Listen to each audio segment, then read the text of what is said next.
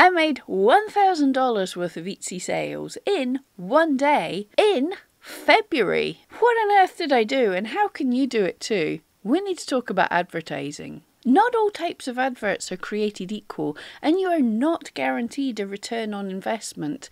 And very much you are not guaranteed the more money you put into an advert, the more money you'll get out. There are different types of adverts: hot and cold adverts, and broad and targeted adverts. Hot adverts are basically an advert that appears in the exact place that a person who's looking for that exact thing is looking for. For example, Etsy promoted listings. If someone is searching for an item in the search in Etsy, they are looking to buy one thing, they're in the place to buy the things, and the promoted listing is served to them when they search for the things. So this isn't a hot advert. This is someone that is likely, someone that is wanting to buy. Whereas a cold advert is more something like a newspaper, more kind of traditional advertising, whereas you might have a guaranteed circulation. You might have a guaranteed number of eyeballs.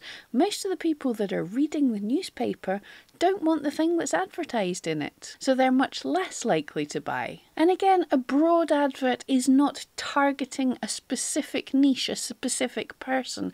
It could be something, say, like a billboard that just about anyone can walk past, regardless of their age, gender, or the type of things, the type of interests they have. And a targeted advert is an advert that's selecting the people that it wants to see it. For example, Facebook adverts, where you can choose the age, gender, demographics, and even the type of interests a person has that you're going to show up the advert to. The nature of adverts is really changing fast. In the past, most adverts tended to be broad and cold adverts, but now we can be really specific in the type of people that we get our adverts in front of. And there are even really specific ways of advertising that can do away with the advert company altogether. The person selling the product and the person promoting the product can just come together themselves, which saves a lot of money. But quite a lot of people, especially Etsy sellers, are dismissing some of these most powerful adverts. In fact, I bet you have scoffed at some of the people offering these adverts to you. I know I have in the past. Have you figured out the type of adverts I'm talking about here? Leave a comment down below what you think I'm talking about, and we can look and see, and maybe you've come up with ideas that I haven't even thought of yet. And specifically what I'm talking about today is social media influencers. And what is this? It's basically someone with a following on social media, say Pinterest, Instagram, a blog, a YouTube channel, that has a specific following of people, and they can show your product to their audience. If you've been selling online for any length of time, it's very likely that someone's approached you with this. The generic email of, "Hey, I love your stuff. If you send me some of your stuff for free, then I'll show it in front of my audience." And most likely you've dismissed this as a scam. But was this a scam? Well, actually, in the traditional sense of the word, it probably wasn't a scam. They were going to do what they offered. They were going to take your items and tell their followers about your items. But the problem likely was that their audience was too broad, too small, and too cold. It wouldn't be worth your while. It wouldn't get you any extra eyeballs, really. However, social media influencers can be super powerful if their audience is targeted and very engaged. For example, imagine you love corgi dogs, you love their big butts and their happy smiles, and you follow an Instagram page that's all about corgi dogs. Every day it brightens your day just to see some cute images of things that corgi dogs do. And then one day, this Instagram account that you follow, this all about corgis, puts up a post, puts up a picture of a cute corgi hat. OMG, says 50,000 people on that are following that page. Where on earth can I get that? That is so awesome. And not only that, but they tag their friends. Have you seen this? @Dad, it's my birthday next week. Just saying. So suddenly 50,000 people are interested in this.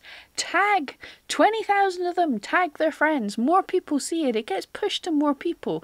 And that corgi hat is seen by a lot of people that love corgis.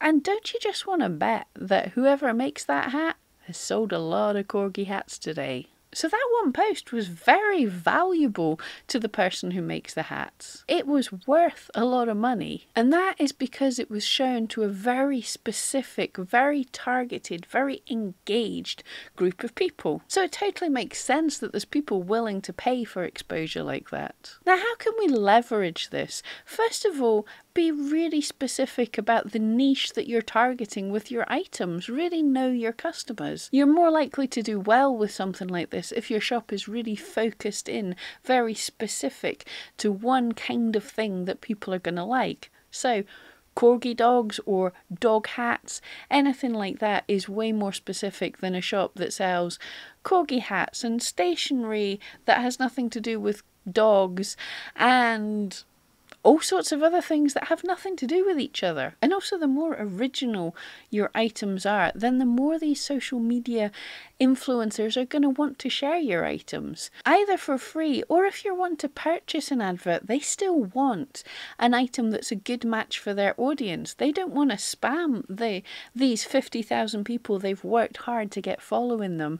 They want to share with them things that are going to be relevant and interesting to them. So if your item's original and aspirational and a good fit for the audience, it's more likely that the person's going to accept your advert. And it goes without saying, good photographs, first of all for the influencer to see the item and decide if it's going to be a good fit, but also if they're paying you rather than you sending them free products, then all they have is your photographs. If you're sending them products that they're going to photograph it themselves, then that's not quite so important, but hey, good photographs are always important. And of course, anyone you're going to be contacting, make sure that their audience is really a good match for you, not just targeted specifically to the thing that you're trying to sell, but also that it's a good audience. Now, that doesn't necessarily mean size. Size isn't the most important thing. If you have a very focused group of engaged people that really love the type of thing, 1,000 wonderful followers that are going to comment and love on everything is way more important than 100,000 people that stopped following years ago, or the influencer bought, or their accounts shut down years ago. So look at activity, look at engagement more than looking at the actual raw numbers. And you can also ask about results of previous campaigns. If this is someone large enough, it's likely they'll know how much traffic they've driven to other people in previous campaigns. So it gets a good idea for knowing if this might be worth it. No guarantees, but if it might be worth it. And obviously you've got to decide if this budget's going to be okay. It could be money, or it could be sending free items, or it could be reciprocal shout outs. Collaboration, if they talk about your item, you talk about their item. So make sure that it's going to be worth it for you to speak about them as well. Although how much these things cost can totally vary, it's a good idea to get an idea of what a kind of average price you might be looking at. Now, for something like Instagram, you can have a look at a site like influencermarketinghub.com. If you scroll to the bottom for Instagram calculators and fill in the name of the Instagram person for an idea of how much a post might be worth. But obviously the very best way, but hardest way, to leverage something like this is with free mentions. Now, as I was writing this video, this happened to me. A customer purchased a dog sculpture from me and gave it to her friend for a birthday. The friend had a large following on Instagram and posted about the dog that she'd been given, and people asked where they got it from. And for that short time, for that 24 hours, things went a bit bonkers. And although this is something that's impossible to leverage for yourself purposefully, I've been on Etsy for 10 years and this is the biggest boost, this is the biggest mention I've got, but it just gives an idea of how powerful these kind of things can be. Now, it's not a guarantee. No advertising is. It depends on so many factors. It depends on how good and how targeted that social media person is, and also how good a fit your items are as well. But it's certainly worth thinking about. Could it be something worth looking into for your shop?